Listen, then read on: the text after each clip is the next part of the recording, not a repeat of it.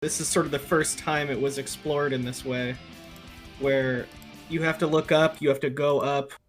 It probably took a little bit for people to get used to, who are only used to Zelda 1, 2, and 3. Yeah, and they actually they put some stuff in it to make you deal with that. Like the first boss Goma, you have to actually look up to see Goma. That the fight doesn't start unless you stop and look for the boss. And that was a nice little clever detail that sort of leans you into that.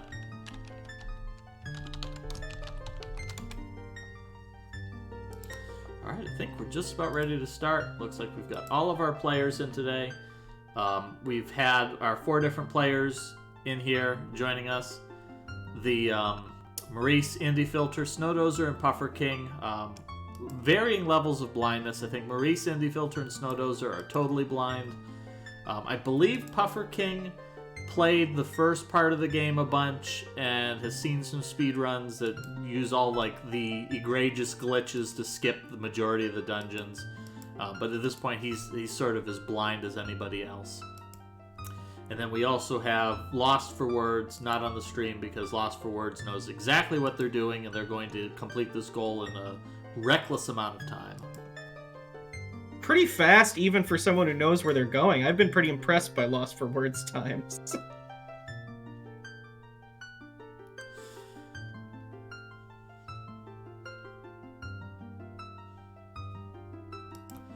So this goal of the game, we're going to visit our last area. We've been through quite a bit of this game. And I think I mentioned in the last stream, the second half of the game is really unusual in that most of it constitutes just visiting areas you've already been to find new dungeons. And and this is our first opportunity that we're going to go someplace that we haven't been before as a child. So that's going to be a nice change of pace, in addition to getting a very good musical theme, one of the best musical themes in the game, the Gerudo Desert theme. Best in the game, in my opinion, for sure. I love it. I think I find it interesting that not a single player went to the desert as a child. Yeah, I mean, you can visit it very briefly. There's almost nothing to do there because you immediately hit that bridge that won't let you progress. But I just would have thought someone would have gone there. I don't think anyone knows it's even there, even though you can just go there. Yeah, well, we saw Maurice. Maurice was very tempted to go there. Yeah, well, Navi told him to. So we see Maurice here. I think Maurice is trying to think ahead. I think what's going on here is, as a child, he was told to go to the desert, and he's thinking, I need to be a child to go to the desert. So this is really going to be just a waste of his time right here. You could plant the magic bean. Maurice has some magic beans. Oh, that's true. Oh no, has 0. Yeah, Never mind. He spent all of his precious magic beans. Could go buy some more. He knows where the magic beans are. Maybe he'll find the frogs. If there was any segment just to kind of find some stuff, this would probably be a good segment for it. Yeah, there was so we're not doing part of the race next week. There was some debate. One of the thoughts might be to have the players, some of the players, try doing the Gerudo Training Grounds. There is one caveat to that, is that they are missing an item that will let them get one of the keys. So it is possible to not be able to get the Gerudo Training Grounds if they use their keys unwisely. But we'll make a decision on that. We might do that next week as sort of an exhibition match between Maurice and Puffer King. To get the best item in the game. I haven't seen anyone do bugs, but also like I don't think that would occur to anyone. Maybe does anyone tell you about that? Somebody must. I don't know.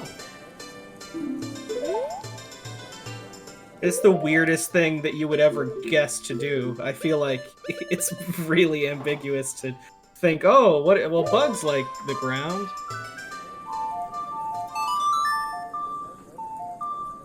Yeah, exactly. What I think what is done Return Richard. Now, oh, are we gonna get a Richard return from Maurice?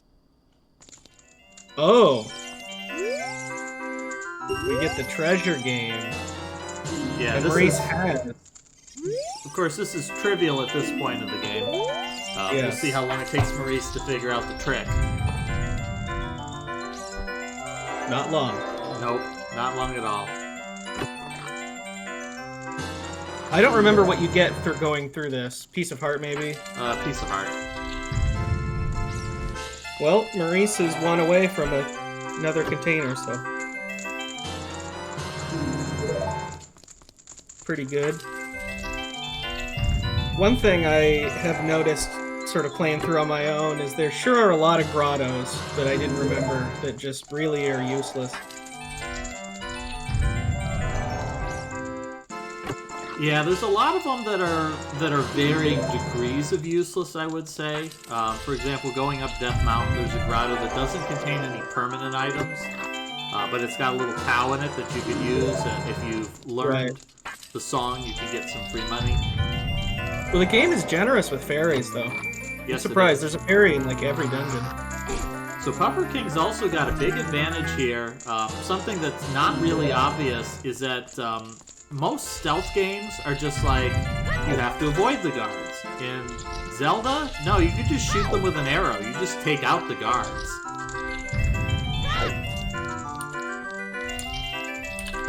It's true. I guess that's not very intuitive, is it?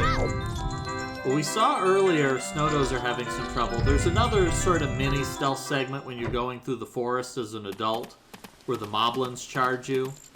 You can also kill those moblins, although I think Snowdozer didn't realize that.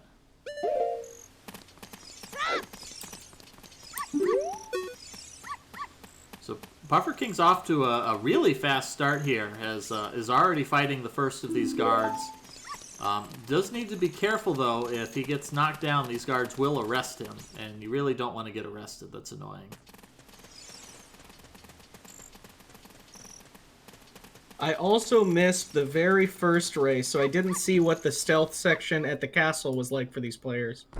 I think it went pretty well for most of the players. They had way more trouble with the figuring out how the heck you wake up Malin. That's fair. You have to talk to Talon not once but twice to get the little rooster.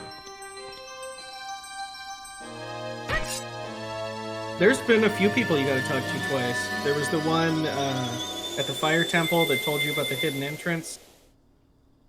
Yeah, that's true. That was another one that threw off our players.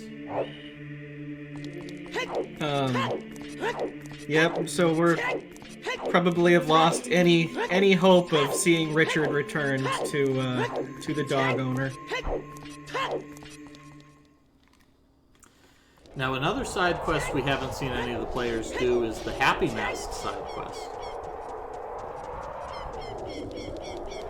Oh yeah. What does that ultimately get you? You ultimately get the Mask of Truth. It also unlocks a couple of fun masks. You get a Goron mask, you get a Gerudo mask. But the big prize is the Mask of Truth, which lets you talk to the Sheikah Stones, and that gives you just like a whole bunch of free lore.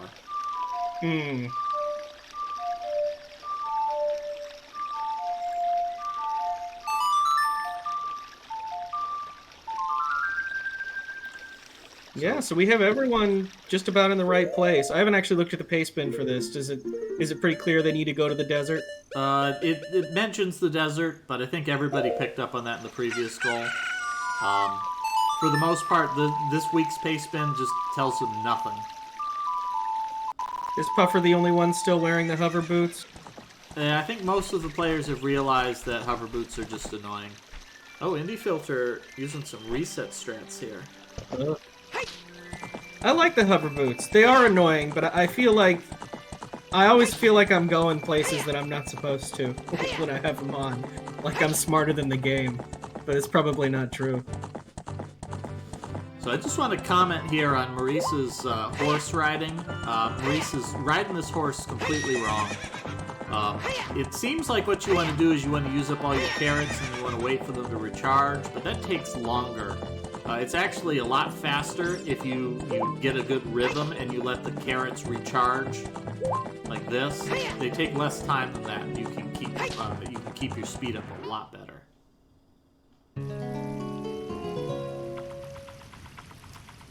Alright, looks like we've got Snowdozer has found the first of the carpenters here that we're off to rescue.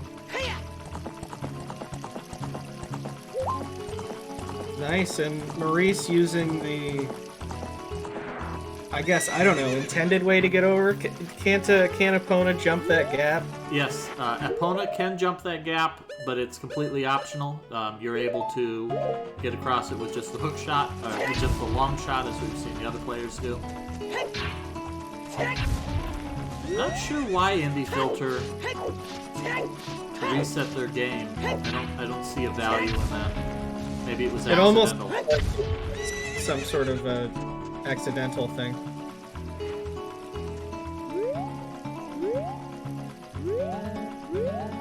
Now I don't remember how, but I think you could get this piece of heart without having planted the bean. I believe you're right. I don't remember if it's... Oh, are you gonna... It's interesting. Like, I feel like I wouldn't think of this. It's possible he's seen a speedrun and he's seen it happen before. This is one of those games that even if you're blind to it, you have to... I mean, if you're anywhere in a video game-oriented community, you must have seen it happen somewhere. Also, Yeah. Epona is absolutely not going to play along with this. Yeah, and that,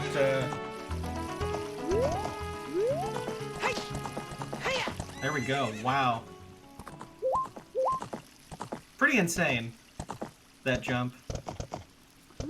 So here in the tent of the Carpenters, we have yet another minigame. The race minigame against the Rabbit Messenger.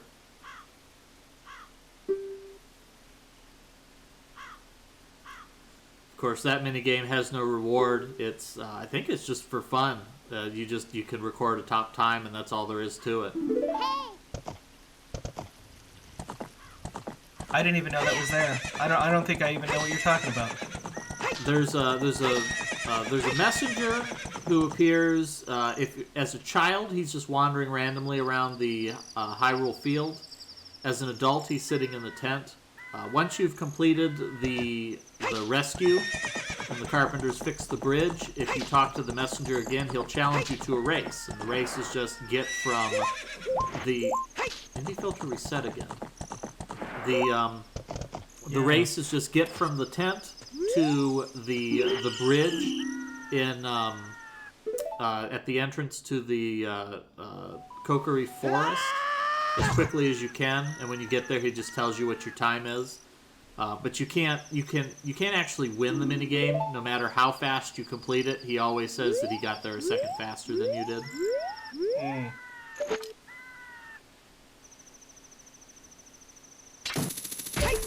And I hope Simple Sarah's comment is a strong bad reference. I'm really hoping that. Now, how soon do you have the ability to do the, like, archery training? The archery training is unlocked once you've completed this quest. You have to find the 4 Carpenters who are hidden in the fortress, and when you find the 4th one, a Gerudo shows up and gives you a Gerudo card and says, hey, you get to join the Gerudo. And then once you do that, they'll stop arresting you. Well, if Maurice discovers it, I think he'll definitely be doing it. Which is probably the hardest mini-game in the game. Yeah, it's a very challenging minigame, although it does give you 2 rewards. Not only can you get a piece of heart from it, but you can also get the large quiver from it, which will give you the maximum number of arrows.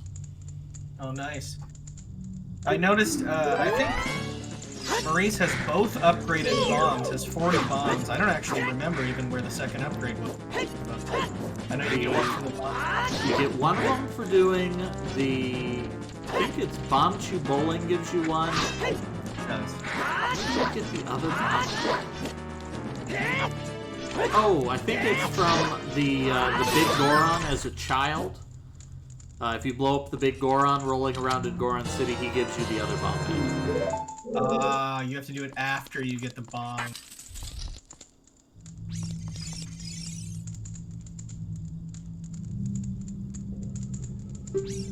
Because you can blow him up with a bomb flower, and I think he just does nothing. Yeah, you can blow him up with a bomb flower, but he's not going to let you sequence break. Alright, so I'm curious what's going on with Indie Filter. Indie Filter has reset twice, unless they think that they've hit some kind of a soft lock, but I couldn't imagine a player would think that getting arrested is a soft lock. I'm pretty sure Indie Filter found out how to get out. I think it maybe was just... Well, I hope it wasn't emulator issue. Yeah, we'll see. I assume they're playing on EMU. They could be. They could own this game. A lot of people do. It's probably not a hard one to get a hold of. Yeah, I believe that that Puffer King is playing the official emulation on the Wii U. Yeah, which is why it is so dim. If you look, all N64 Wii U games are super dim. That's not his capture. That's just the way they look on the Wii U. Keep an eye on Indie Filter here. See if we can figure out what Indie Filter's having trouble with.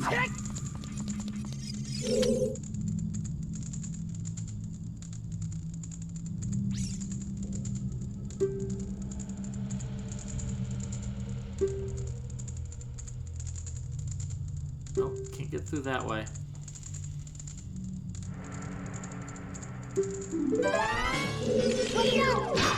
And I think we were talking before about you find keys that are laying on the ground. There's not that many of them, but this is one area we got them. So Maurice saw the coup de grace. If the Gerudo do a jump attack and hit you, that one hit KOs you and sends you to the prison. Been arrested.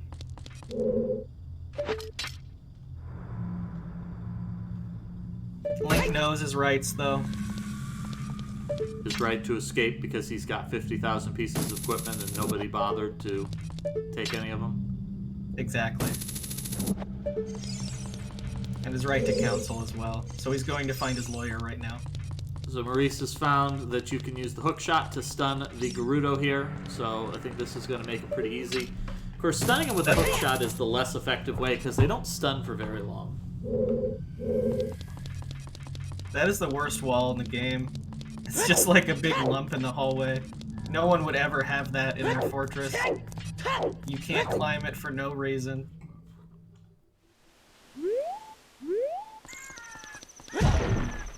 Indie Filter found a pink rupee up here. Oh, Maurice got the Giant's Wallet. I didn't notice. Maybe yes, that was last night. Yeah, Maurice has been taking the time to go back to the Skulltula house each time he hits a milestone. Lost for Words has already finished this goal with an SRL time of 15 minutes and 49 seconds. Pretty good.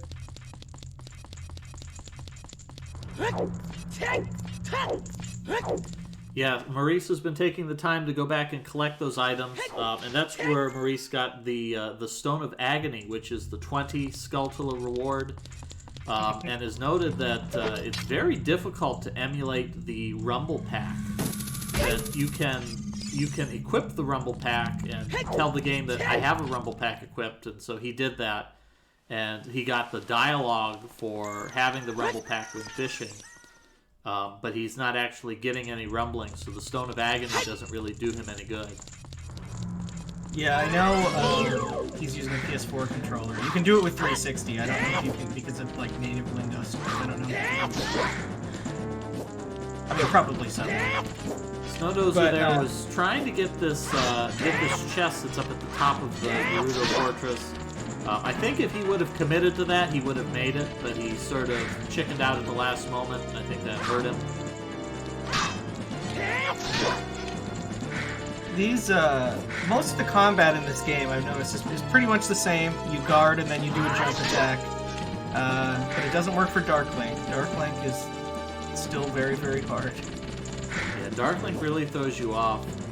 And I mentioned before that this is one that if you played The Legend of Zelda as a child and then you tried to play Dark Souls, Dark Souls really throws you off because it feels superficially like Zelda combat, but you absolutely can't do this just defend continuously sort of deal. And that I'm curious if any of the players might even have started off with an opposite problem, that they played a lot of Dark Souls and they thought, oh, I can't do this sort of cheesy strats. Realizing, no, you can actually cheese the strats here. This is way easier.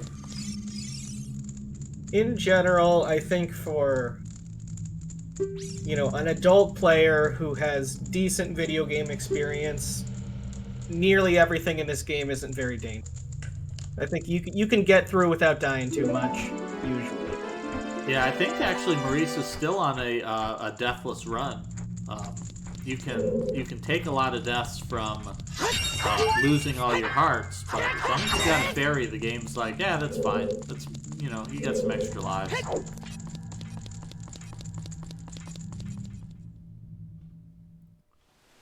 Alright, so it looks like Indie Filter has found at least one of the Gerudo Guards here. As long as they're cautious and they keep their shield up, they should be fine with this fight. This is really an easy fight because these guards are aggressive, and that makes it kind of easy since you can just wait. As opposed to like Prince of Persia 3D strats where you've got to attack and defend at the same time in order to get anything done. That was so fun. Yeah, if only there was a rune of Gazelle in this game, but unfortunately there is nothing that enhances Link's jump in Ocarina of Time. If only. I mean, there's nothing officially in the game. I know TPC has been sort of preparing these goals by cheating and using a lot of the super jump and the flight cheats. That's one that I really want to do for a mystery tournament race at some point, is a game where you don't even play it right. We're going to put a bunch of Game Genie codes in it. Oh, hey, Maurice. Playing with an action replay on the GameCube version of this when I was younger. Nice Scarecrow song. I think Maurice is the only one who has Scarecrow song. Yeah, Maurice is the only one who has Scarecrow song, and that's the first time he's actually used it, that he suddenly realizes what it actually does. It's not super obvious. He says, oh, now my friend Pierre will come help you. You can summon him. But it doesn't say in specific places or sometimes. So it's pretty... I know when Maurice first got it, he was trying to play it and summon Pierre to help him, but he just wasn't coming. Yeah, I guess they do give a fishing hole right next to it, which is a place that you can summon him, but it's... If you don't see it, you're not gonna know. Yeah, I was gonna say, you can use it to get into the fishing minigame without completing the water temple. He's getting arrested and going right back to the entrance of the Gerudo Fortress. Speed strats, that was just a death warp, I'm sure. But yeah, I played with the action replay version of this on GameCube, and there was a code where you could fly. And I remember doing it during cutscenes and thinking it was just the funniest thing in the world.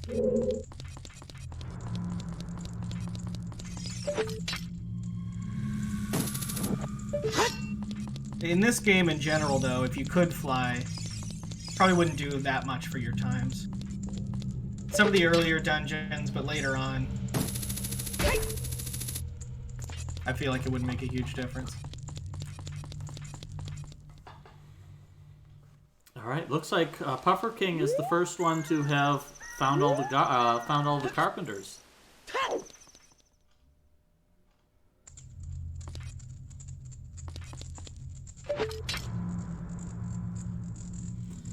So with that, Puffer King no longer has to deal with being arrested. He has free reign of this whole area. He's going to walk by this corpse of a guard, which he has murdered with his bow and arrow. Oh, that's something that I ended up doing a lot. If you hit the hookshot button, like when the hook shot is still in the process of going out, it cancels it and shoots it back from the beginning again. So if you mash when you have the hook shot, you fail. So I think at this point, Puffer King is thinking, I just rescued these 4 carpenters. Obviously, this bridge they're going to build is important. Really? No, this bridge does nothing for you. It unlocks a minigame that has no reward. There's really no reason to build this bridge ever. I forgot that they even built the bridge. They do. So here we go. Puffer King is actually gonna check out here. So we've got these. Might be only during the day that you, or maybe he's on the other side of the tent. This is where you can do the mini game where you race against the. Yeah, here he is. The Wandering Running Man.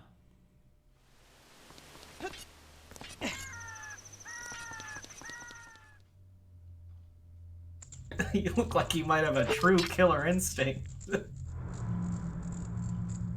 Some of the dialogue in this game, it just seems like they were just having some fun with it. Almost no one says anything that is useful if they're not a major story character.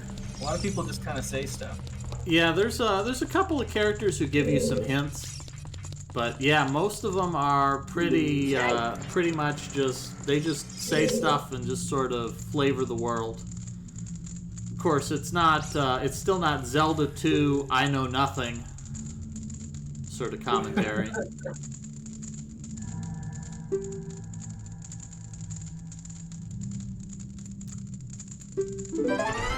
Or I am error. The whole error thing is actually like, so there's a reason why he says that. It's if I remember right, isn't it like a joke, like someone else's name Bug or something? No, it's when you talk to him, he says I am error. There's another villager somewhere else who's like, oh, you need to find the bridge pass. Error knows where to find the bridge pass, and if you go back to him, then his dialogue changes. Says, oh yeah, the dude's up in the woods. That's where you gotta go. So that is just his name. His name is Error. Yeah, that's just his name. That it's supposed to be you remember his name, and then you know that, oh, I gotta go back and talk to him to figure out where to go next. Oh, Bagu, which is, I think, a reference to Bug. I think that's the reason they had those names in the first place. Yeah, it's like little in-jokes among the program. I had forgotten that he actually gave you useful information. Alright, so it looks like... As far as Zelda 2, I don't really know anything about it. We're talking about maybe trying to find a way to do a blind race of it, but... Yeah, we could probably do that. That wouldn't be too hard. I think most of it would sort of be telling the players, hey, go to the, get the items out of these towns and things like that. Because most of the game is pretty straightforward. Every town has an item to collect, so you keep doing all of the towns and finding the item or the spell in each town. Nice. Maurice knows you can kill the guards. That'll be helpful because Maurice still has to find one more carpenter somewhere in this fortress. Are these the only hostile people in the game that aren't monsters? I mean, unless you count the guards at Hyrule Castle. Yeah, they're not actively. I mean, I guess they're hostile. They're doing their job. I guess these people are too, but you actually fight them. So we already see Puffer King making his way to the desert.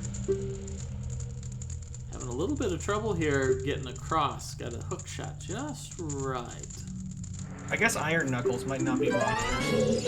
I mean, spoilers, one of them isn't.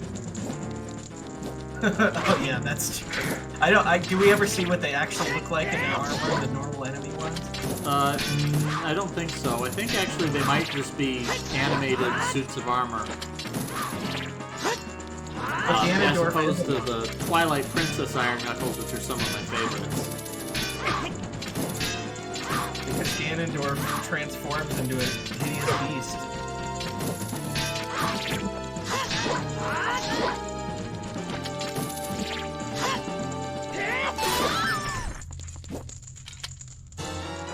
Nice. the key flying out of the guard's belt. I think this might be the last one for Maurice. So we still have Indy Filter and Snowdozer making their way through the fortress. They've at this point they've collected a couple each, I think.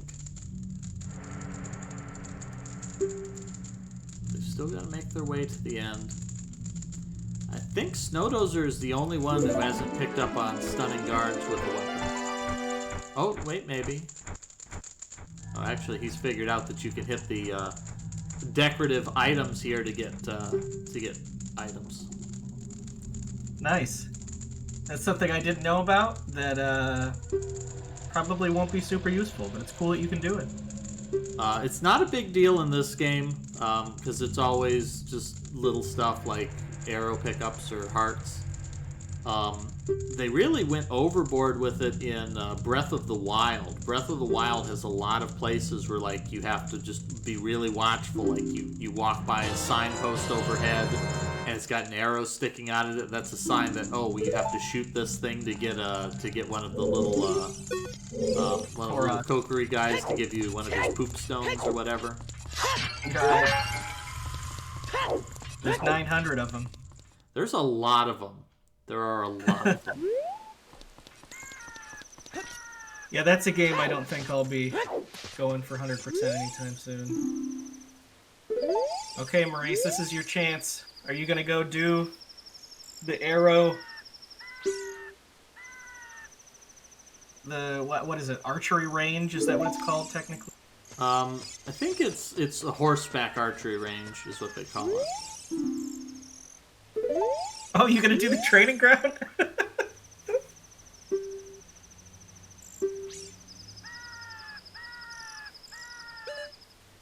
Oh, Maurice is thinking about it.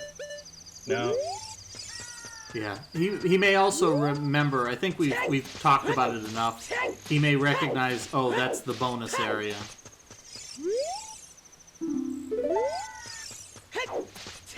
Yeah, so you can't get here before you've done the side quest.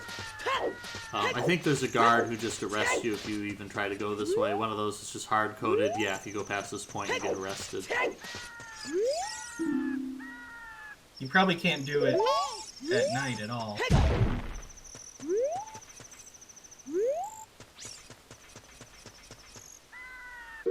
Oh, yeah, Marisa. Getting the Ocarina, playing Sun Song.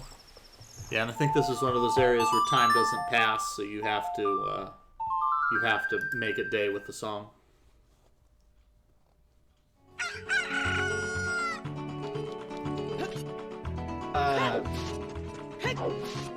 Now I'm trying to remember. Because when you play the Sun Song, it takes you back to that entrance. It takes you back to the last time you transitioned between zones. Yes, and I did it when I was in my playthrough, and I was surprised that it took me to just somewhere that I spawned in after a dungeon or something. So I just showed up in the middle of the room again. Oh no, bonus. We didn't hire Epona because she's smart. We hired her because she's capable of carrying a man who has got 300 pounds of equipment strapped to his body.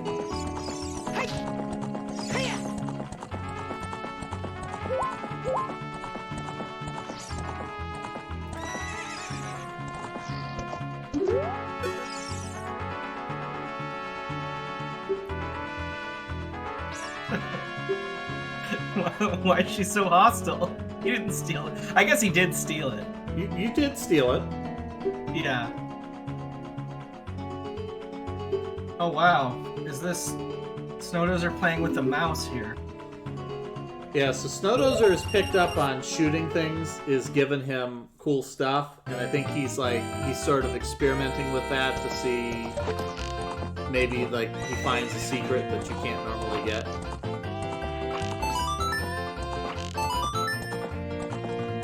I don't remember what score you have to get. 1,000 points for the first reward, and I want to say it like gets up to 1,800 for the best thing.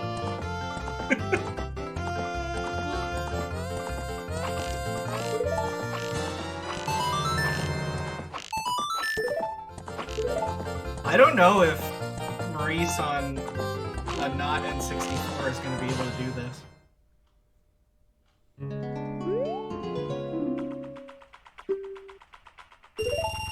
Yeah, I think another thing with this minigame is a little bit different in that you're not timed. It's hit as many bullseyes as possible. So unlike the other games, this has a perfect score that you get 100 with every arrow and that's it. So Puffer King here is already at the end of the goal. He's making good progress here.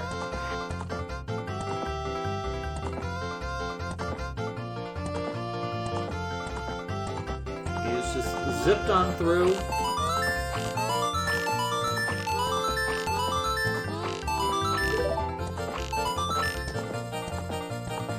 He's still pull this off.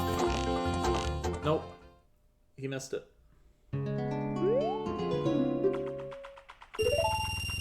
Oh yeah. Well, you got to spend your money on something.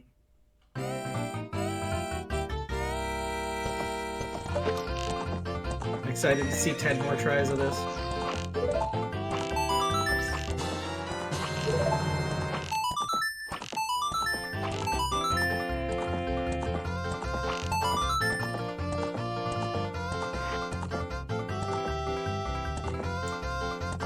Puffer King figured out the trick. The trick is you can't do anything here in the Spirit Temple. You have to leave and get your song, and then you're done.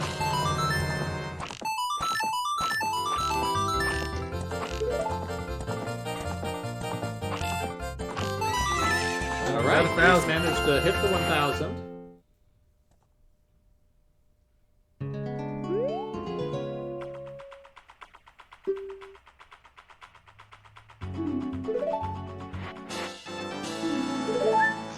Oh. Not gonna try. It doesn't know that there's a second reward, and why would you? She doesn't say anything to you if there is. Well, if you talk with her again, she'll tell you to try for a higher score, but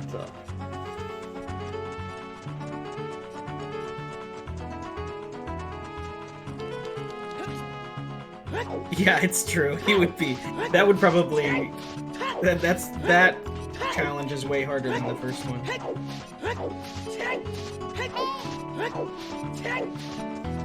Puffer King sees Kaepora Gaebora watching over him.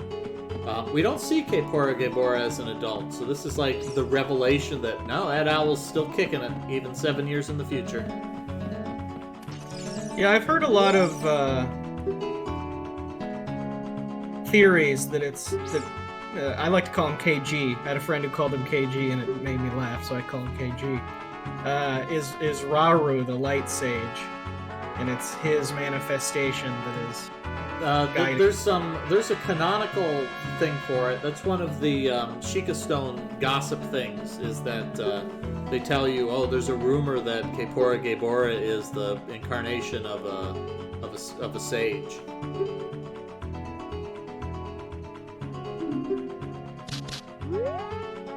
Also, whether you call him KG or Kaepora Gaebora, way more fun to say than Rauru, which is maybe the hardest word, at least for an English speaker to say. I have a very hard time pronouncing it. Well, that's a little detail we talked about Zelda 2. All of the major characters in this game are named after towns in Zelda 2. Rauru, Darunia, Ruto, Naburu, those are all the names of towns in Zelda 2 that you can visit.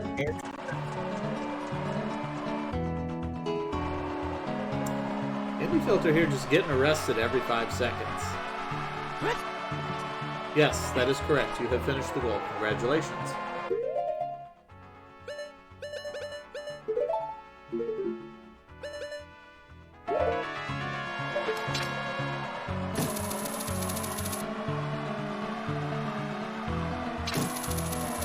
The long shot is so much longer than the hook shot. What I was saying to my wife, we were playing through it, is that the Water Temple probably has the most unexpected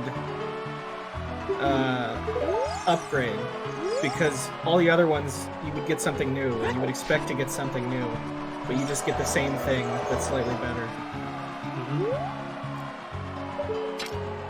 Where he's found the carpet merchant here. This is a fun, weird looking character. But Maurice has decided he just doesn't care. I forgot that guy was there. I can't even remember what he sells. I think it's something pretty trivial. It might be one of the upgrades for like Deku nuts or something. Yeah, I don't remember where the second Deku nut upgrade is, so it makes me think that maybe it is. I don't remember if they get it at 100%. I don't know. I think some of the definitions of 100% they have to collect all the upgrades. Yeah, there's upgrades for Deku nuts and for Deku sticks that you can collect. They don't upgrade the ability of them. They just make it so you can hold more. And I'll reveal that to you because it's not revealing much. Yeah. At this point, I don't think you're going to get a lot out of it. I will say that Deku nuts are highly underrated. Yeah. It was, I was looking at I think I saw a thread on the Zelda forum somewhere that was like, oh, well, what's the most worthless item in the game? And like, everybody's like, Deku nuts. And I was like waiting for where's the guy who's going to interrupt and say, actually, these are really good items. Yeah, it makes, I mean, I guess combat's pretty easy anyway, so maybe if you're experienced, they're kind of worthless, but like, they make every single combat encounter way easier if you use them.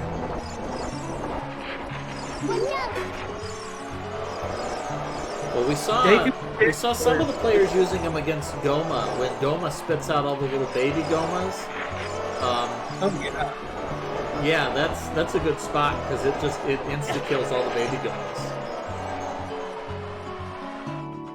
Deku sticks are probably most used. I mean, they're useful. You have to use them in Deku Tree. They're good for speedrunners because they do the same damage as the Master Sword, I think.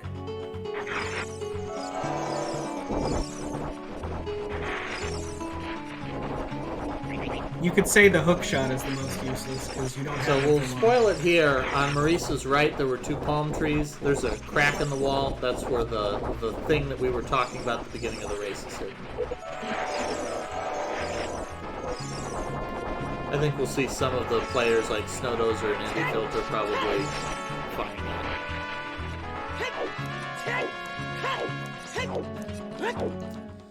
Alright, looks like Snowdozer's found another one of the carpenters here.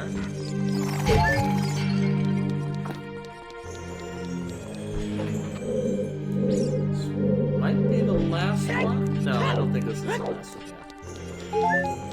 yet. Another weird thing is how a lot of these people have probably already seen the Spirit Temple boss in the game. Yeah, Spirit Temple boss is one of my favorites. I'm looking forward to that fight. In the attract mode.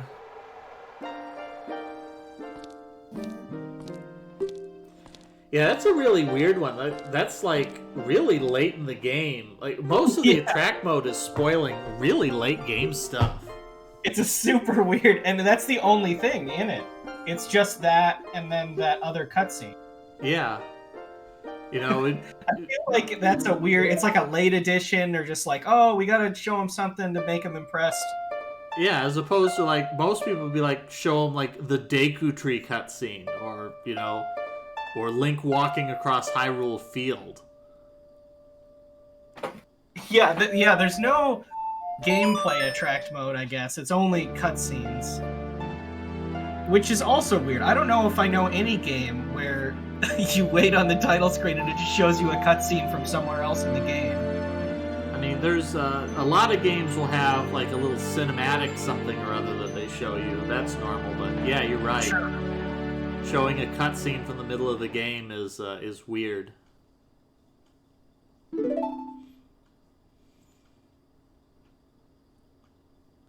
Or like the canonically last dungeon, which I guess is somewhat disputed because the orders of the songs indicate one thing and the orders of the medallions indicate another.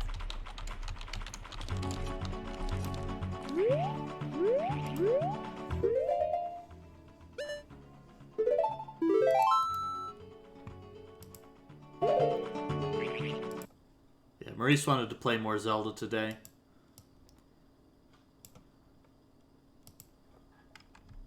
Could go do the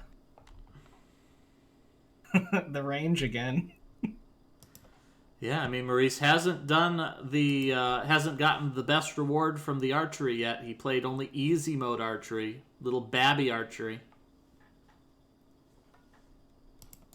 Should just tell him there's hard mode archery. It's not much of an advantage. It's gonna take him another hour to do it.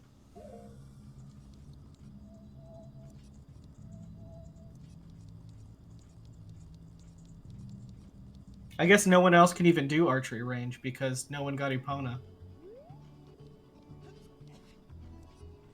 Yeah, that's right. Maurice is the only one who has Epona, so he's the only one who can do the archery. All right, so Snowdoes are trying to figure out where the last of these the carpenters are. I want to say it's just one of these doors right up here where he is. He's very close.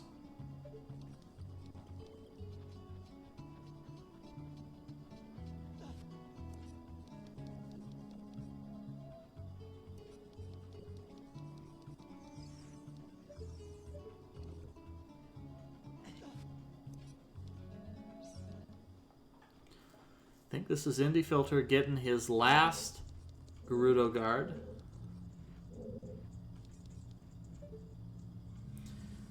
Alchemagician asking, is there another segment today? Unfortunately not. We're doing this as a little bit of a shorter segment. Some of the players have been a little bit exhausted by some of these long segments we've been doing. And this is one we were worried might take a while because there is a lot to do in this segment. The Spirit Dungeon, particularly, is a pretty long dungeon. But we will be joining this again in 2 weeks from now. One of our players has got another obligation next week, so we'll probably be finishing things up. I'm almost tempted to say maybe we just do the last two segments together. Maybe just have a big hurrah, lots of boss fights. Since the last segment's pretty short. How long the final thing is, but I don't remember it being very long. I think it might be worth combining them. Yeah, we might just combine them so we have a really exciting final segment.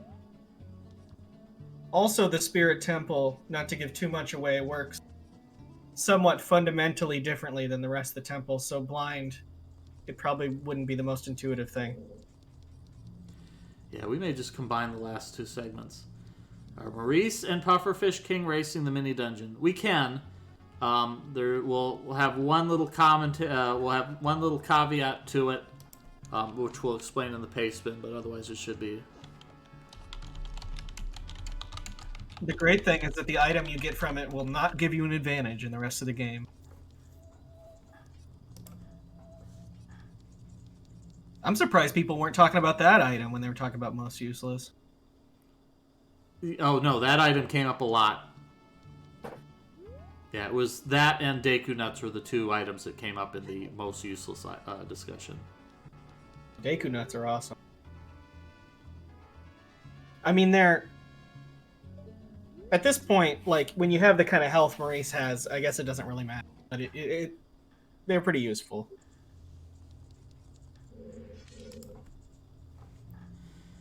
Yeah, I think we discussed before that the original version of this game had some differences. They actually discovered a beta ROM like a month ago, and that the original version of the game had dialogue that implied that the medallions would each give you a magic spell when you collected it, and that the implication was like you'd get the fire medallion, it lets you shoot flames, and the water medallion would let you freeze things, and that the shadow medallion would let you turn invisible, and that at some point in development they must have scrapped that.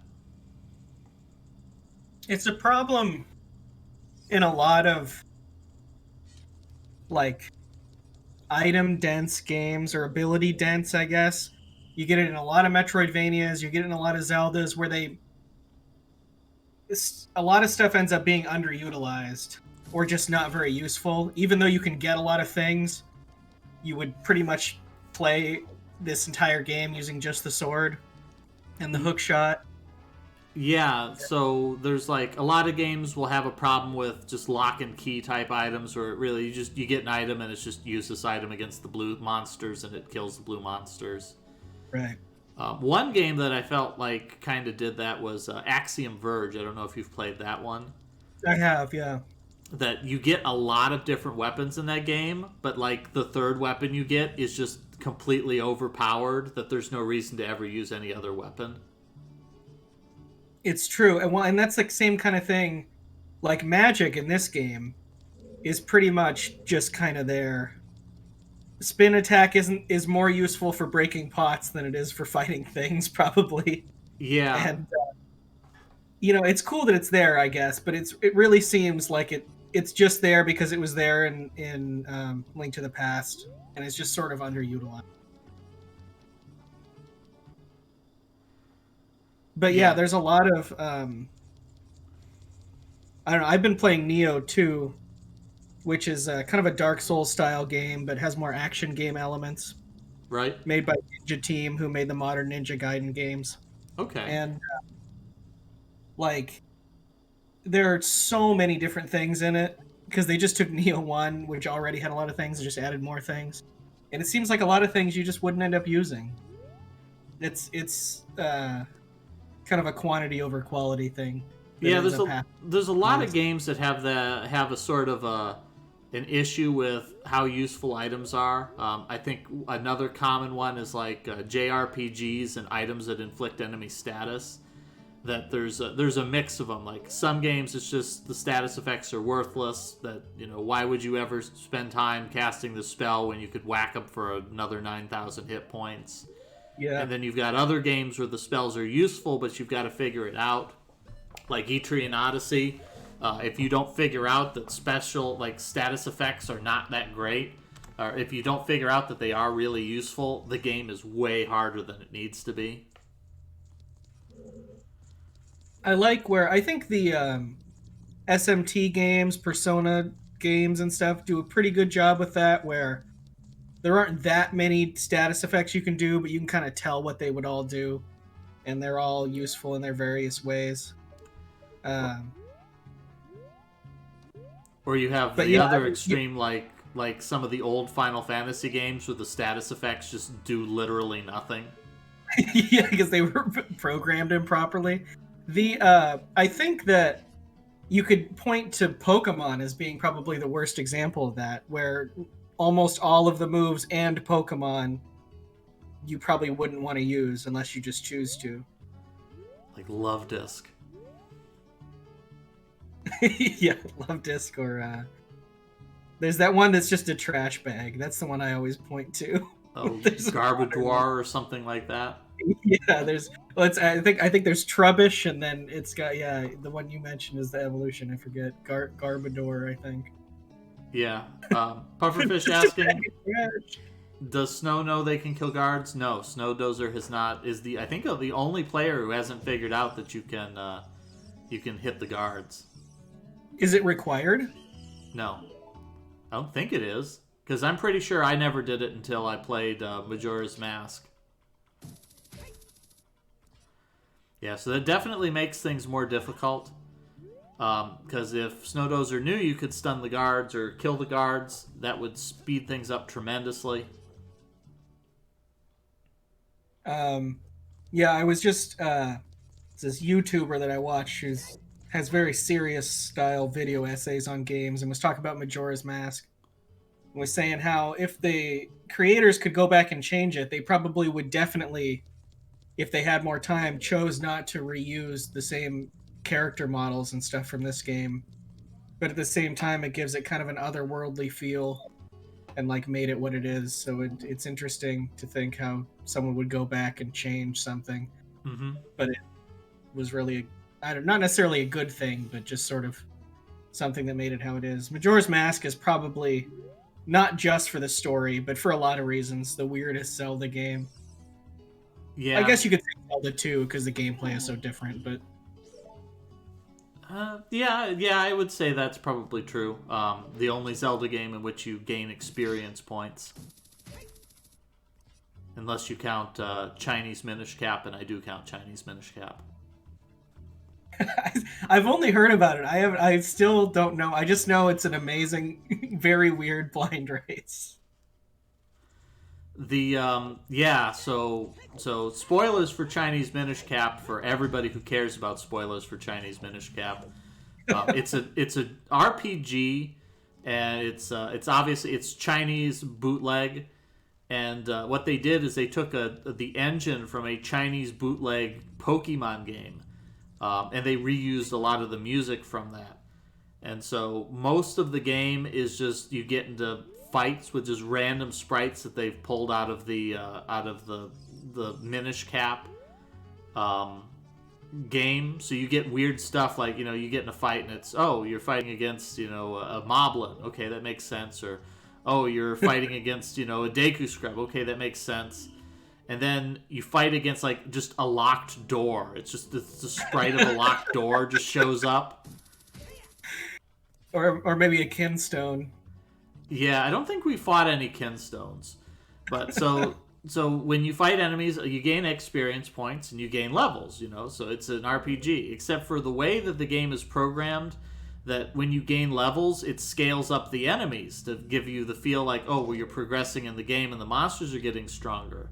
But the way the scaling works is that it's always to your detriment. Like, the enemies scale faster than you do. So really, you don't want to ever fight anything unless it's mandatory for progression. Were there full game resets in the race because of that? One player, I think Jackazam, forfeited because Jackazam was like, oh, I'm just going to fight every enemy. And it's like, no, that really isn't helping. But no, I think we went into it because I had read the description of it, and like that was on the page that had the bootleg in it. That was like prominently, like it had 2 paragraphs about the game, and one whole paragraph is just like fighting enemies is always a mistake in this game. So I think we mentioned it to everybody like at the beginning of the race. I'm like telling everybody. You don't want to fight enemies. It's just a waste of time. And Jackazam was the only one who missed because they weren't in the race call. That's the funniest. I thought Chinese Minish Cap was just a bad bootleg Minish Cap. Now I gotta check it out. I had no idea it was so unique. Yeah. So going through it, it's really tricky because they put a lot of effort into making sure the progression was the same. To the point where, like, we completed the first dungeon, which was, like, 2 floors, and it was just, like, walk across the first floor, enter the door, walk across the second floor, fight the boss, and you're done with the dungeon. Like, it had no content whatsoever to it. And then we went to town, and we're like, okay, well, next we got to go to Mount Krenel. And we're like, well, the guard won't let us through. And not one of us spoke any Chinese. This isn't a translated ROM. This was, we were feeling our way through it. And as we were going, we're like, well, what do we do? What do we do? And finally, I'm like, oh, well, you had to learn the spin attack in the original game. So I started talking to all of the NPCs that you did in the Game Boy game. And eventually you talk to enough NPCs that one of them teaches you a spin attack that you can use in the combat. And then the guard will let you through. Because, they made you have to do all of the plot triggers.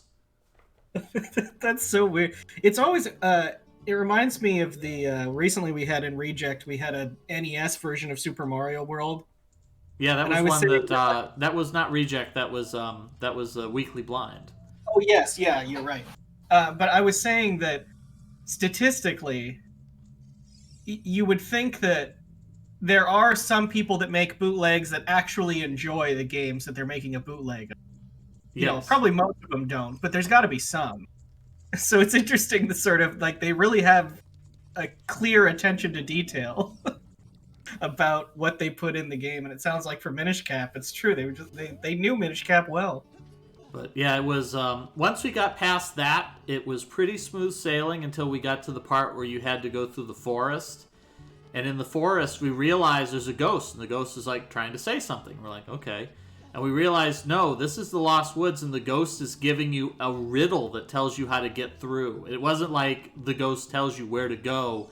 the ghost is giving you a riddle to get through. And so we finally broke down and we all put Chinese translators on our phones, and we started trying to figure out what is the ghost saying, and just a combination of trying to figure out what the ghost was saying, trying to brute force a combination.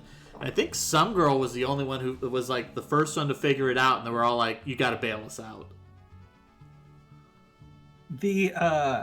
Well, and there's also no guarantee that it's good Chinese. Yes. You know, just because it's a bootleg, they don't always give the most care. So right now, Snowdozer is pretty lost here. Snowdozer has all but one of the carpenters, and he is having a lot of trouble finding this last carpenter. And I think what might be throwing him off is I think he needs to go to the door at the highest part of the fortress, and there's a guard there. The guard walks left and right, and there's a dead end on the left. And I think what Snowdozer needs to do is he needs to wait for the guard to just poke her nose just a little bit to the left, and then he has to run past her, which is the way I always did as a kid. Because as a kid, I didn't realize you could shoot the guards. And of course, the easy way, of course, is you shoot the guard and you knock her down and then you run past.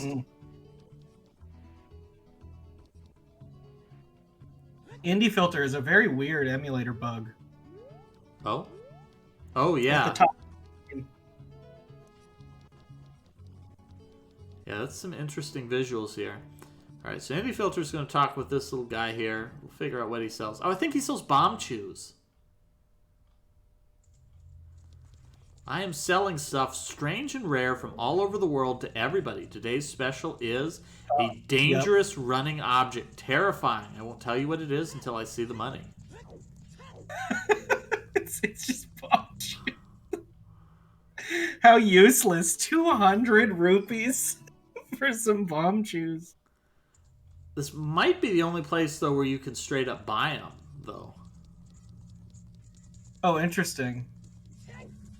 Because I think normally to get bomb chews, you either do the bomb chew bowling and get them as a prize, or there's a couple of treasure boxes that have them, but obviously they're not restockable, because once you open the chest, you don't get them anymore.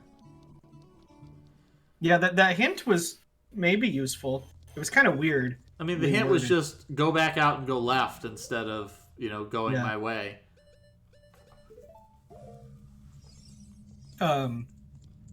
Yeah, there's some bomb chews in the bottom of the well, I guess. That might be the only place you can get them in a chest. I don't think you can buy bomb chews in the bomb shop. Yeah, okay. Well, I feel like bomb chews could be a contender for mostly useless item in this.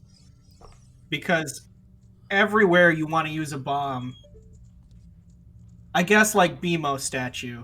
It's kind of cool for a BMO statue. I think there's one intended place in the final dungeon where there's an optional treasure chest that you get that is intended for you to use a bomb chew to get to. Some people are saying that there are shops that sell just bomb chews, so maybe this guy is just taking you for a ride. Well, to be fair, I can't imagine he gets very many customers. There's a bomb chew shop, but it has limited supply. Where? To quote Snowdozer.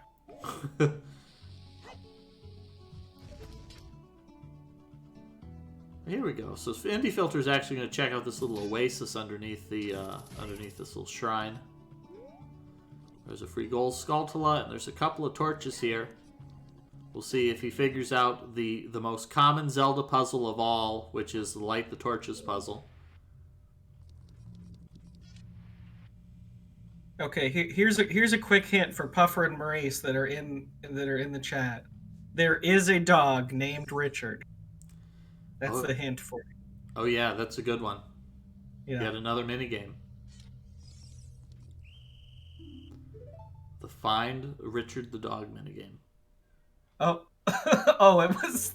He put his hands up. I had just looked over real quick and thought he was T-posing.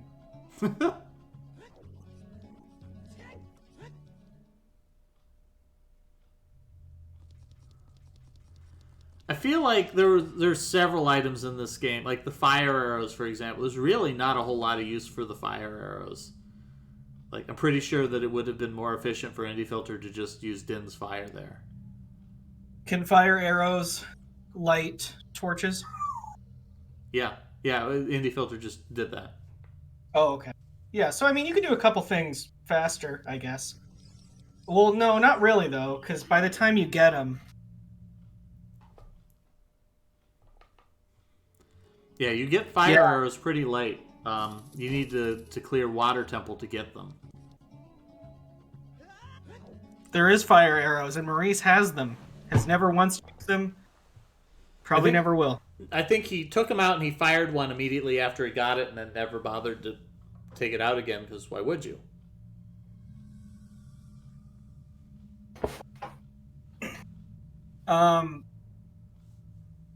These arrow upgrades are probably the most mysterious sounding.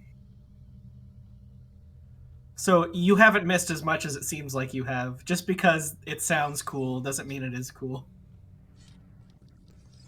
Shot the annoying bird on the diving pool house with a fire arrow to make sure it suffers. Oh yeah, you got hit a lot of times by that guy. Maurice, I think, has what I would consider the most useless item in the game. From doing adult fishing. Yeah, it's worth exactly 1 piece of heart. That's it. It's mandatory for a piece of heart, which I think Maurice actually got that piece of heart. Yes. Can you not use the because you have to do it as a child. I guess that's pretty useless too, but yeah, Stone of Agony is questionable. I never owned a Rumble Pack. I never knew what it did. Like, what is it? Is it for pieces of heart, or what is it rumble for? So the Stone of Agony, there's all the grottos that you find. Right. And a lot of them are hidden. Like, they're in the middle of a circle of stones, or they're next to a tree. If you have the Stone of Agony and you have the Rumble Pack in, when you get near those, the Rumble Pack will just sort of vibrate. And so that'll be a hint, you can put a bomb here and reveal a secret grotto that has nothing in it. Or maybe Great Fairy Fountain. I don't think it works on the fairy fountains. I think it only works on the ones that you have to open up on the ground.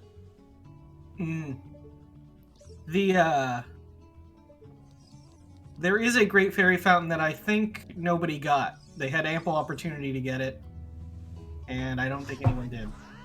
For the most part, the players have been finding them. Maurice and Indie Filter both found the one in the crater that gives you the upgraded magic capacity. There is one that the players skipped out. We might see them get it in the next goal. And then, of course, the last fairy fountain is incredibly useful. It gives you a very useful upgrade that all the players would be able to take advantage of. Somewhat non-obvious location, I guess, but I think a lot of people will think to look for it where it is.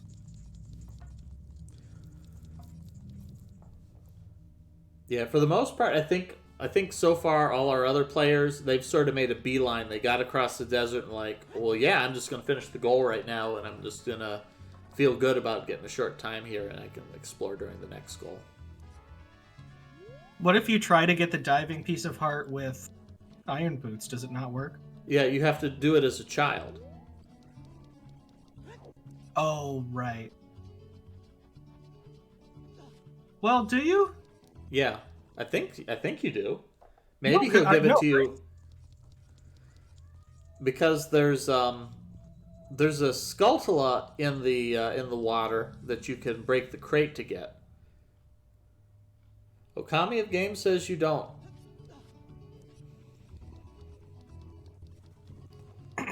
Huh. Okay. Kind of a glitch, but if you just fall down there, he's not a fan. He knows that that's not diving.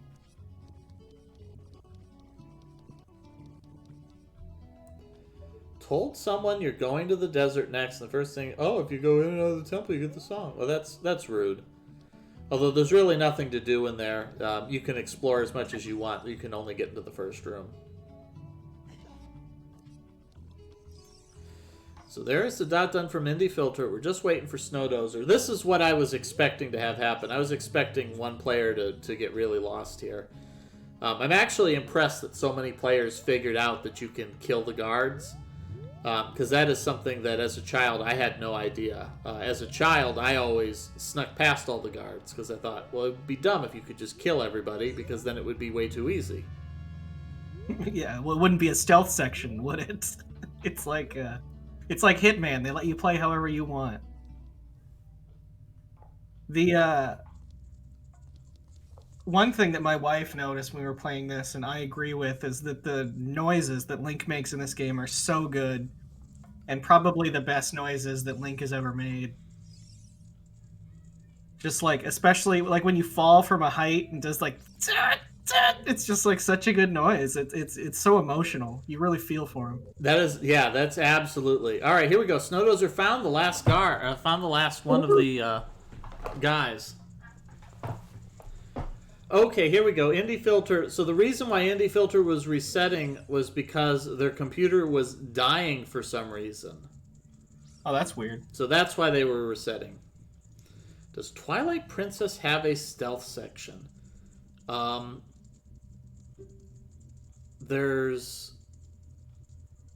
there a stealth segment in Twilight Princess? I'm thinking if there's like a part where you sneak into Hyrule Castle? It's not really a stealth segment. It feels stealthy, but there's no stealth. There is in Wind Waker. Wind Waker, yeah. But the question is Twilight... Oh, Snowdozer got hit with the one-hit KO. Yeah, Dog is a Rafter, sort of technically stealth. See, Twilight Princess has that same problem I was talking about. It's like that spinny item that you get in Twilight Princess. It's been a long time since I've played it, but like it's only useful in context. So like, yeah, it gives you a cool item, but you have very few opportunities to use it. Which is a shame because that's really one of my favorite dungeons. I really like the Stal-Lord boss where you fight him and then it has the surprise second phase where you have to climb up the pillar and defeat him. I really enjoyed that part. Or the sort of like possession staff is also sort of, it's a little too contextual. Yeah. Ball and chain is cool though. Yeah, ball and chain is great.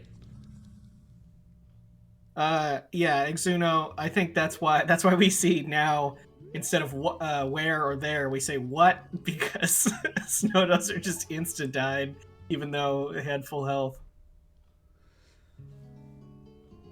Yeah, well, that's especially demoralizing for Snowdozer because he spent a long time looking for that. So we're doing some talking, and I think what's going to happen next week, we'll probably there'll either be no race or we'll do an exhibition match where we'll have Puffer King and Indie Filter do the bonus dungeon. There will be one hint in the pace bin for that because it is possible. There's one thing that the players are missing that they need for a certain key. So there will be a hint in the pace bin to help them avoid wasting their keys. But other than that, we'll probably do that as a bonus race next week. And then we may skip the... we talked originally about doing 2 more segments. We might just put the last 2 segments together because I think the last 2 segments are pretty straightforward. The next dungeon's a little bit long, but the finale is pretty fast. And I think that it might be more fun if we just do the last 2 segments together. Yeah, it would be nice, and it'd be a good epic race. All the important stuff coming together all at once. Mm-hmm. Because that's such a cliffhanger spot to leave off. If you have now finished the dungeons and you know exactly where you need to go to finish the game. And then what would the estimate be for the bonus dungeon? Oh, that'll be less than an hour. Yeah, the bonus dungeon isn't particularly long.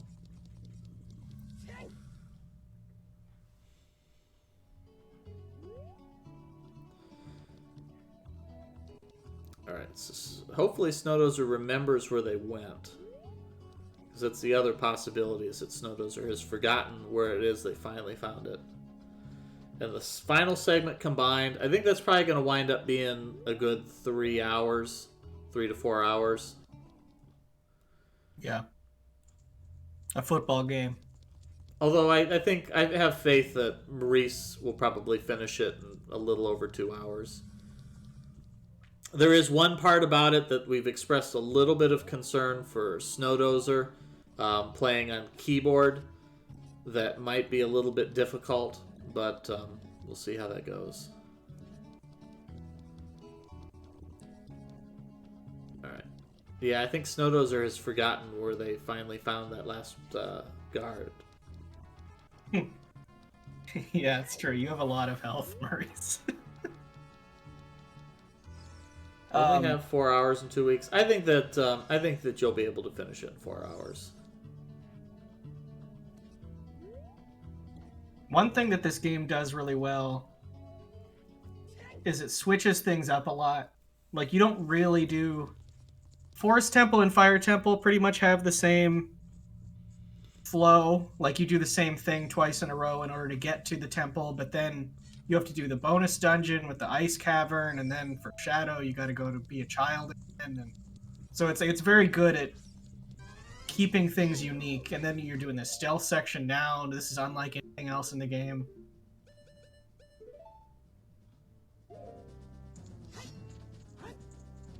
Snowdozer thinking perhaps the hover boots are what led to their untimely demise.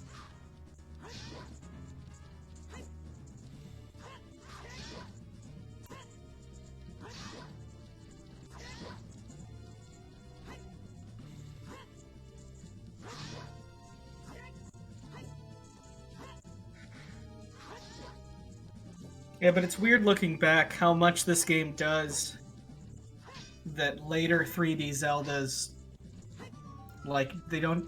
this pretty much has all the elements that it needs to be a good 3D Zelda game, even though it's the first one. Yeah, well, I think when Miyamoto was working on Mario 64, he was already thinking ahead to Zelda, and there was a lot of commentary where like he came up with things that he wanted to put in Mario 64 that didn't work, and then he said, "Okay, well, I'll just put it in Zelda." So I think that there was a lot of like planning going into this. I think I bet raising and lowering water levels is because you do that in Wet Dry World. It's a like something you would think of as soon as you have this element of verticality. Of course, nothing compared to his magnum opus, Mario First Person Shooter 64. No, that was people are still even all these years later finding extra stars in that game, figuring out which ones are possible.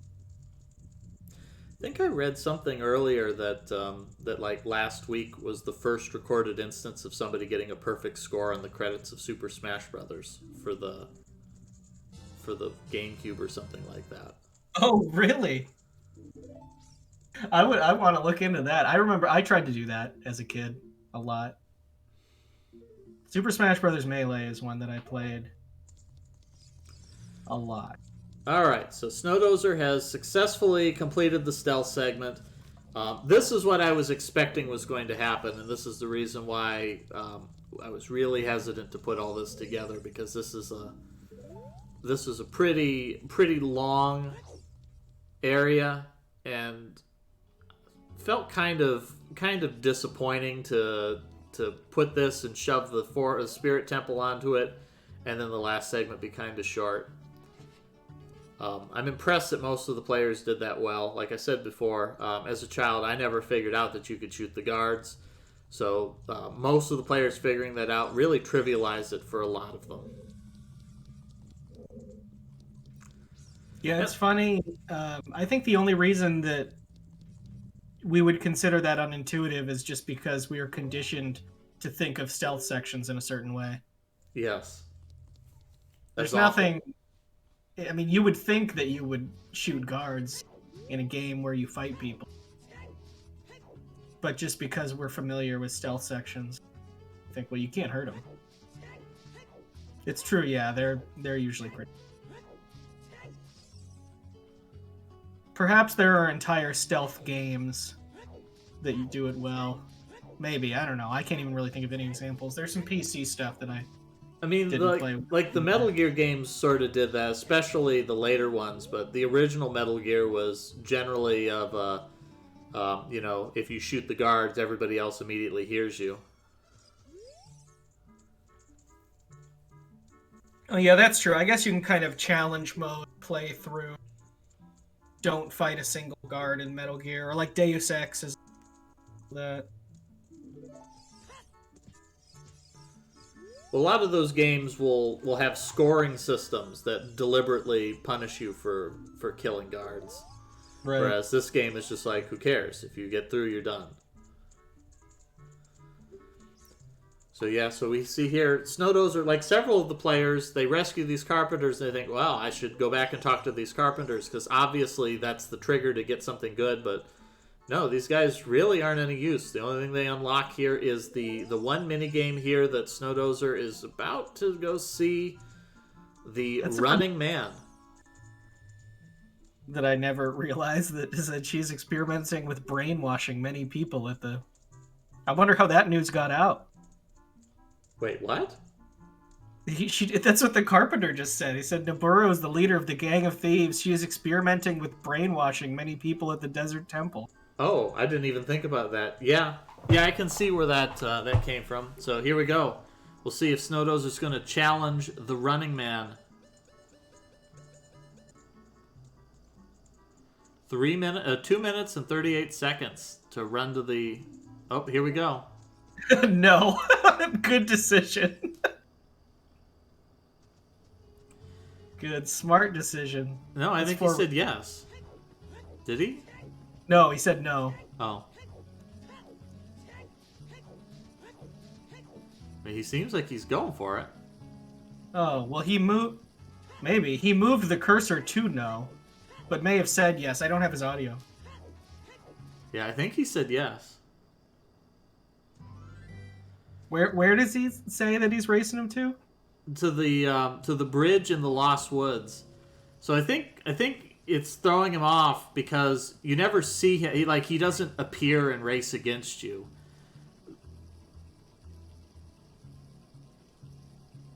Okay, maybe that was accidental. Maybe he did say no. Maybe I'm wrong. Yeah, if you talk to the guy, he'll be like, okay, let's start the race. If you talk to him again, he's like, oh, you can go ahead. I'll give you a head start. I'll be following you.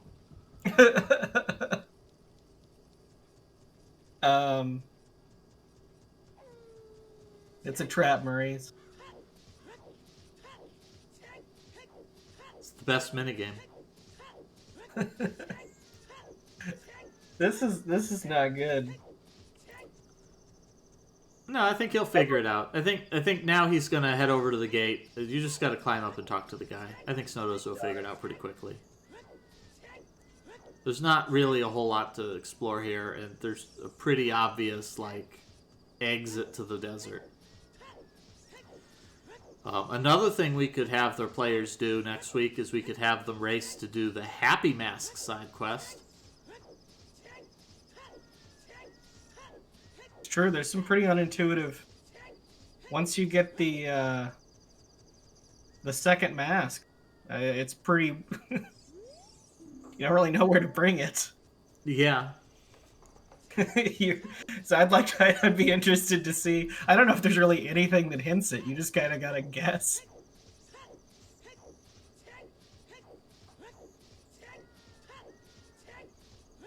It basically is getting lost, and it will give you lore. Yeah, the reward is lore. The best reward. I don't think that's what Snowdozer intended to have happen, but that worked. That got him the token. It did indeed. The ability to backflip into Skulltulas that are just barely off the ground into Skulltula tokens. I've tried to do it all over the place in this game. There's only 1 or 2 places where you can actually do it.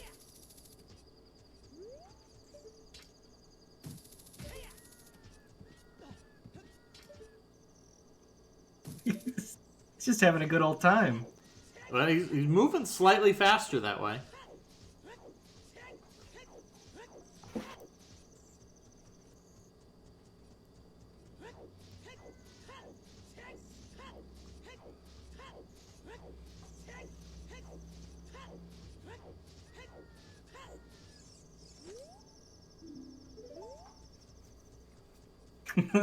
Useful NPC dialogue.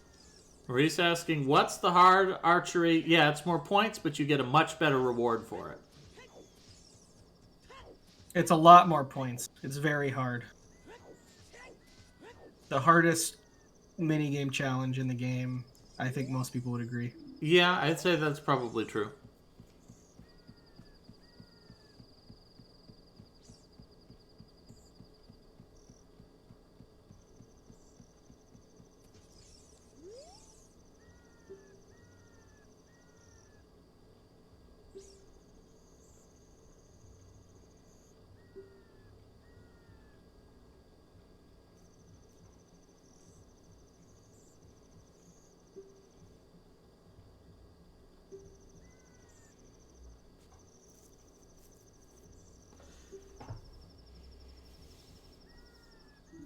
I mean, they call them trial.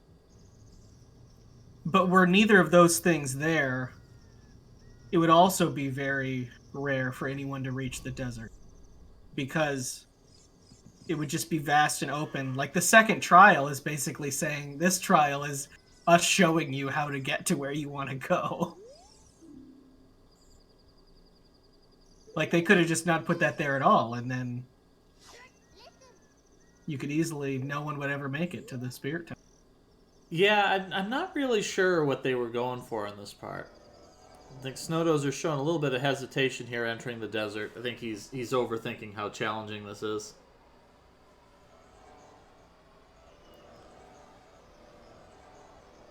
Can you do this sans Lens of Truth? Yes. Yeah, if you know the correct path, you can just follow it. Is there a timing to it?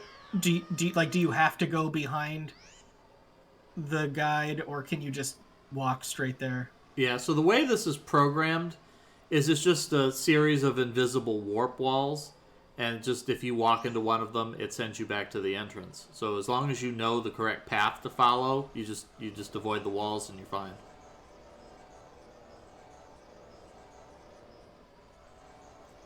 Yeah, Snowdoes are definitely overthinking this part. We say overthinking instead of underthinking always, because it makes the racers look better. Well, They're also, smarter than they... I'm also going to say there's an additional point here for Snowdozer. Snowdozer's really not looking forward to having to open up his menu, go to mouse control for the hook shot to try to hit the narrow part of the top of those crates. Oh, wait, maybe it's just going to line up. Nope. Yep, now he's going to have to change his setting. Yeah, that's also a spoiler for Majora's Mask. Majora's Mask has a segment that does exactly the same thing, where you're supposed to follow a path, but if you know the correct path, you can just zoom through it fast.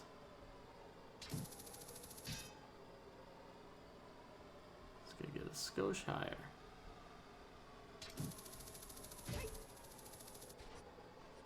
That would be the only thing I would fault this hookshot implementation for, is that there should be a non-connecting sound that isn't metal sounding. Just like a dull thud for when you hit sand or something else that it won't connect to the ground. Yeah, so this part is miserable. I think most of our players went through the desert at night. And this is miserable visibility even when it's bright.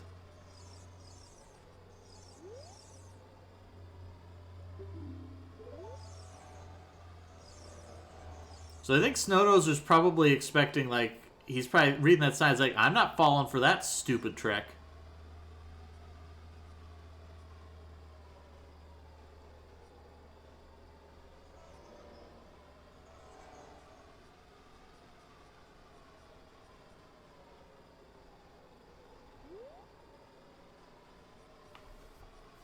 Is there a lot of hidden stuff out here in the desert? No, there's just the carpet merchant. I didn't think so.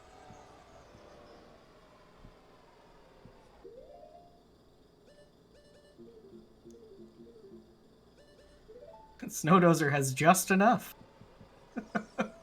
It's almost like they planned it that way. Yeah, this is a very tame desert compared to something like Breath of Fire 3's desert. That's one that's just big and threatening. A deep cut for a dangerous desert is Mega Man X Command Mission. I've played that RPG. one. I've played that one. Yeah, the desert level is really bad and dumb, and you can fall underground, and you have to fight enemies that are way stronger than they should be.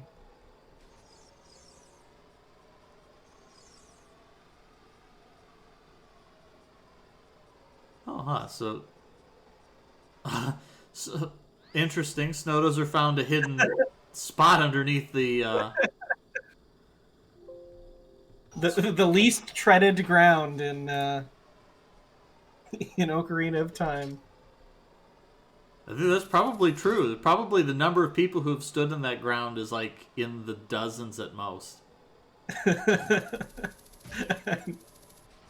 a very weird thing to stumble upon.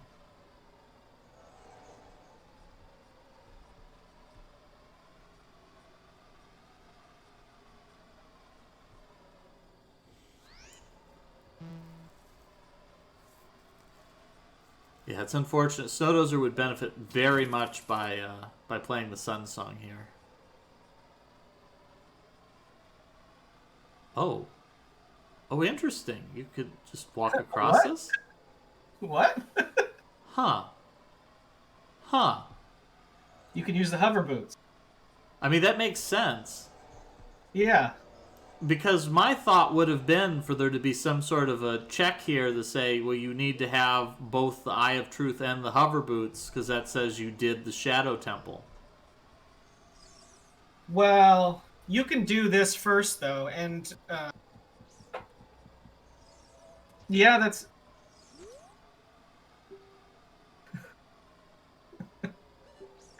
You don't want more bomb chews? You probably didn't even want those bomb chews in the first place. If only he had described them better.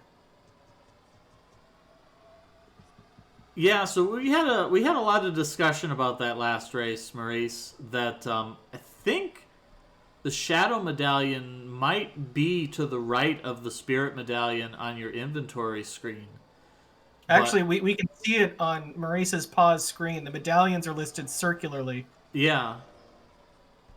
So if you follow it around counterclockwise, the shadow is before Spirit. In both the song and the wheel. But I think as a child, we always did them the other way. I'm trying to think if you need the hover boots in the Spirit Temple.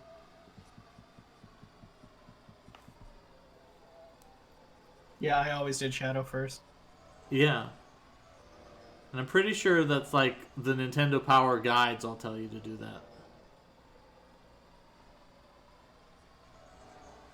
You know, there's a lot of things that I'm angry about with Snowdozer right now, but the fact that we're not listening to the Gerudo Desert theme right now is probably the thing that's hurting me the most. Oh, is he muted? Well, no, it's night, so there's no music. Ah.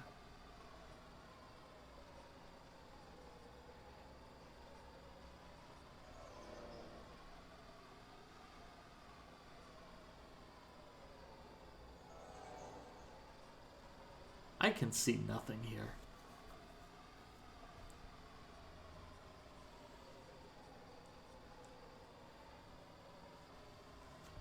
Oh, is there something going up on... Oh, no, there's not. No, it's just Snowdozer's looking for the flags, and it's hard to spot because it's just the visibility is absolutely terrible here. Thought it was like last week where a race was going up on the shack, and then You guys raided me, and before the race even started, quickly switched back to the Mystery Funhouse.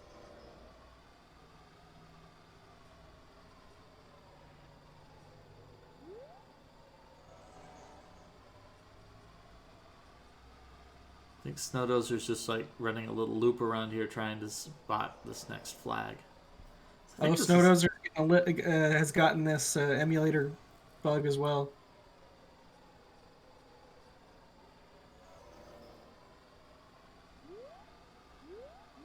Just something with the sand filter. Yeah. Oh, that was the wrong way. Yeah, nighttime is not good.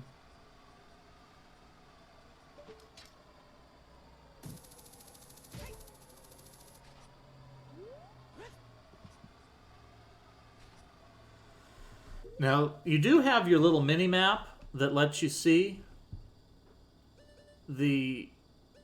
What is Snowdozer doing here? You've got your little mini map that lets you see where you've been. Oh, I think he's going for day. Hopefully he does this. Hopefully. Does everybody have Sun Song?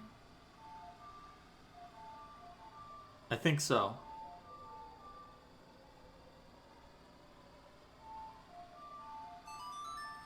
Yeah, I think everybody found it during the previous goal with the Shadow Temple. I think most of the players managed to pick it up. All right, this is going to be so much better visibility. Oh, that's another interesting mechanic. And has Boney discovered the hidden song in Majora's Mask?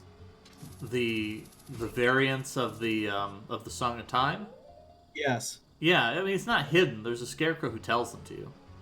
Oh, really? I didn't realize. Yeah, there's a scarecrow who teaches them to you. Look at this visibility. The inverted one is pretty much, I don't know, makes a blind playthrough a lot easier.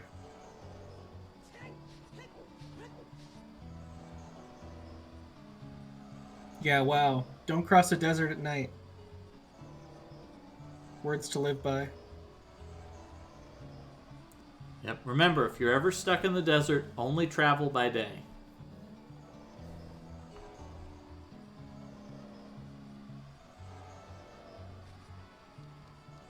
It's been a long time since I played Majora's Mask, and I don't know if I ever finished it on my own. It's a weird one.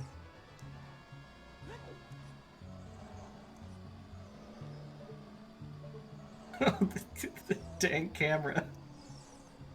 Camera really isn't playing along. Well, I think it also threw Snowdozer off that when you have the text box off, you can turn off the Eye of Truth, but you can't turn it on. That really threw him off, that he wanted to see where he was going.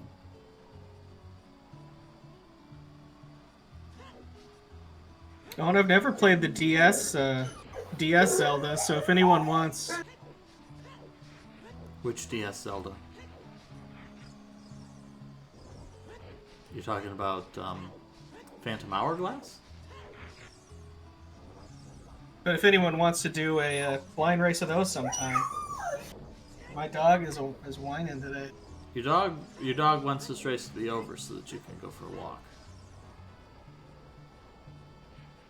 The dog also wants Maurice and Pufferfish to go back to Hyrule and find Richard the dog.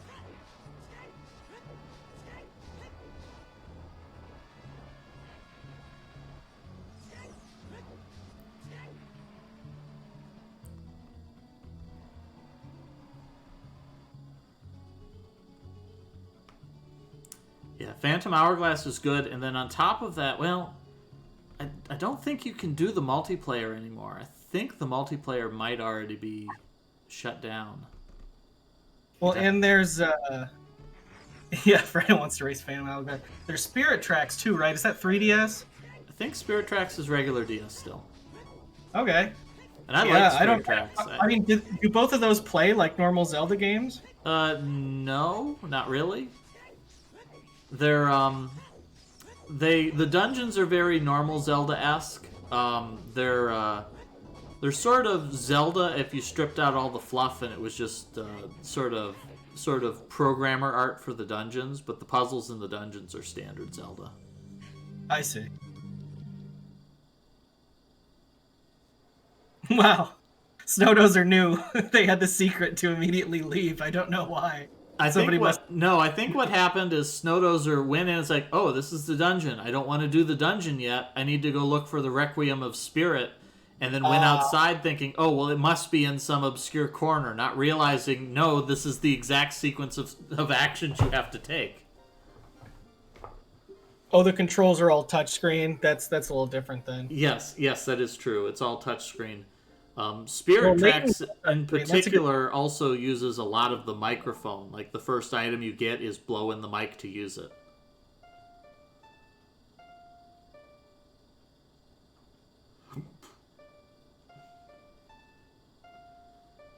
Yeah, Wind Waker's good. I only recently played that. I had it as a kid, but never finished it. Played through it recently. It's good. It's a little. I think it's a little too open for the type of Zelda game that it is. I almost wish it wasn't so spread out. Yeah, I mean, it's a lot of it is you have the little islands to explore, and it's fun to explore them, but it's a little bit of a pain in the butt to have to go from island to island and you know get the map on every part. There's a lot of repetition to it. Oh, I haven't played either of the Oracle games either. Those are super good. I've heard those are good. Yeah, I played Link's Awakening, but I had Minish Cap as a kid. Minish Cap is fantastic. It's a little weird, I guess. There's some things that are kind of weird about it. I think isn't it Capcom made it, not Nintendo? Yeah, Capcom made the Minish Cap and I think both of the Oracle's games. And there we have it. Snowdoes are finishing with an SRL time of 1 hour, 39 minutes, 19 seconds.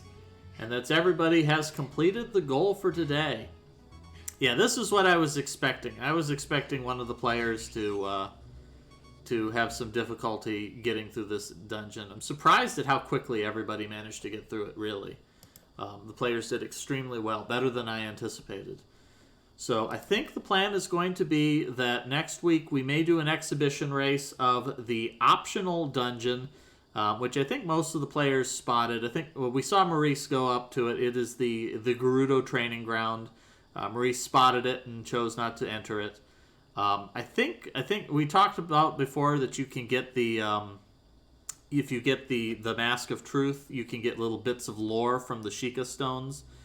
And I want to say that there's actually a Sheikah stone that if you check with it, it's like they say the item that you get from the Gerudo Training Grounds is not worth the effort. So like even the game acknowledges that you get a reward that's not worth your time.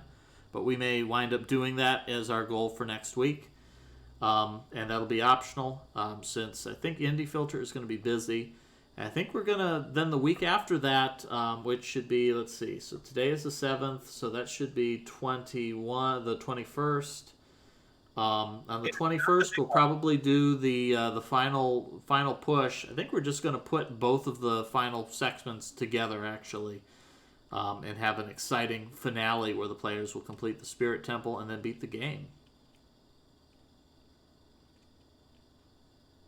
I hope so. I'm excited. This has been a really fun. We've got to do these segmented races. I don't know how often we did them before we started doing like those Prince of Persia ones. Those are the first ones I saw, but they're just so much fun. I'm a big fan. Yeah, I think that this is a really good opportunity to play a lot of games that you couldn't normally race in the mystery race. Unless you're a lunatic like some individuals like Nighty or me that you wind up playing through the entirety of Dino Crisis in one sitting. It's rough. Oh my gosh. And I want to say like 2 people got the correct ending for that. Like everybody found the secret ending instead of the normal ending. Survival horror race. I could maybe think of some worse, but that is not the type of game that I want to be racing. All right, so that is the end of today's broadcast here. We will be having another broadcast next week, possibly. We'll see how that goes. And then, of course, we'll have our big finale in 2 weeks. If you follow the Discord, of course, you will be able to see the You'll be able to see that on the planned races, and find out when we will be doing more of these blind segmented races. I guess Boney finished up, so we're not going to be raiding Boney, playing some stuff. Who is doing some fun stuff here? Let's see what I Some got. girl was streaming earlier. Is not anymore though. Let's see. So I've got somebody's playing a casual playthrough of Blaster Master Zero. I wonder how far they are. Maybe we'll do that. Yeah, let's go ahead and let's go raid. Bug Doctor is playing some casual Blaster Master Zero. So let's go ahead and we'll check them out. That's a really good sort of Metroidvania. So that's one that I really enjoyed. So we've got more action coming up. Of course, we've got our tournaments on. We've got Reject Tournament continues to play through, so you'll have more Reject Tournament races. We've got some races coming up for is the Shmup thing still going on? Yes, yeah. So we've got our Shmup Grand Prix, and we just started sign-ups for Heavy Troopa 2, also known as Heavy Tupa. Yes. In which our players will be playing random games selected from basically all of the games on SRL. So there's an opportunity for players to play ridiculous things without goals. Thank you for your co-commentary today, Internet Dirigible. Of course, anytime. And we will see you here again on Mystery Funhouse for more exciting blind races. It's always a mystery what you're going to play next, but we will find out what it is together. Have a good evening, everybody, and we'll see you again here on Mystery Funhouse. Goodbye.